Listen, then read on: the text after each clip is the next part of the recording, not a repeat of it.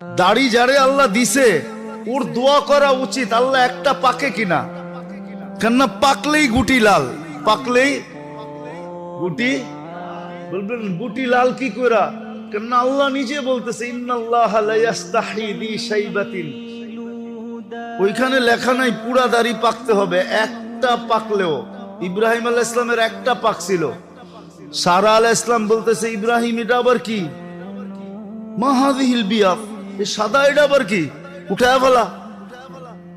তো বোর কথায় উঠাইতে গেছিলেন, হাত বাড়াইছেন, আল্লাহ উপর থেকে আওয়াজ দিছে খলিল হাত নামান। কয় কেন? কয় এটা সাদা না, এটা সম্মানের সিল, তোমাকে সম্মানিত করার চিহ্ন দিলাম, চিহ্ন সাদাটা সম্মানিতের চিহ্ন। তো যার দাড়ি উঠছে ও তো কাটবে দূরের কথা, ও তো সারাদিন খতম পড়াবে, একটা পাকে কিনা।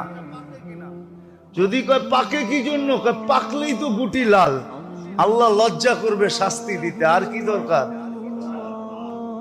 আর জাগো সবডি পাইকা গেছে, ওগো তো কোনো কথাই নেই, ওগো তো ডেলি খুশির জন্য মানুষে ফুল দেওয়া দরকার।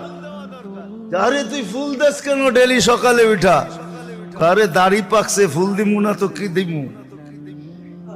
আল্লাহ লজ্জা পাবে, লজ্জা। তো দাড়ি দেখে তো জান্নাতে চলে যাবে, কসম খোদা।